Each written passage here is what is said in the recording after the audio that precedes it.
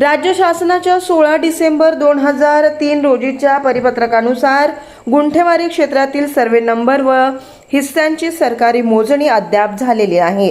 शासनाने 2022 मध्ये पुन्हा याबाबत निर्देश दिले असतानाही सहाय्यक नगर संचालक यांनी त्याकडे दुर्लक्ष केलं। त्यामुळे आजही गुंठेवारी प्रमाणपत्रे व नकाशे दिले जात असून ते बेकायदेशीर ठरतात, असे गुंठेवारी चळवळीचे जनक चंदनदादा चव्हाण यांनी स्पष्ट केलंय।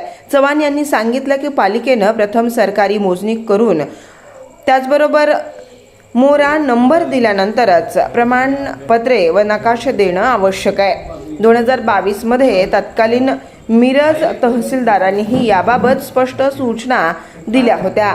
सरकारी मोजणी न झाल्यानं नागरिकांना दिलेली प्रमाणपत्रे बेकायदेशीर ठरतात, हे नगर महापालिकेनं मान्य करून नगर रचना विभागाने शासन आदेशाची काटेकोर अंमलबजावणी करावी अशी मागणी त्यांनी केली आहे। चव्हाण यांनी पुढे सांगितलं की नवीन अध्यादेश 2025 नुसार गुंठेवारी धारकांना सरकारी मोजणी करून भूमी अभिलेखाच्या नकाशानुसारच बांधकाम परवाने ऑनलाईन मागणी करणं सोयीस्कर होईल। यामुळे पालिकेला मोठा महसूल मिळेल आणि नागरिकांची गैरसोय दूर होईल। नगर रचना विभागातील गोंधळ त्वरित थांबवून शासनाच्या आदेशानुसार कामकाज व्हावं, अन्यथा नगर रचना विभाग सुतासारखा सरळ करण्यासाठी आम्हाला लोकशाहीने दिलेल्या अधिकारात पावले उचलावी लागतील, असा गंभीर इशाराही त्यांनी दिलाय।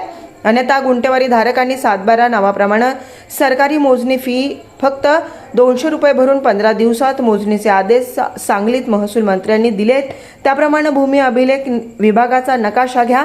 गुंठेवारी प्रमाणपत्र व नकाशा वर्ग 1 मधील नागरिकांनी घेऊ नये, विनाकारण भुर्दंड बसत आहे। या प्रसंगी विजय बल्लारी, महेश मासाळ, नईम शेख, प्रतीक पाटील, युवराज मोने, हुसेनभाई शेख, मनोज भोरे आदी उपस्थित होते।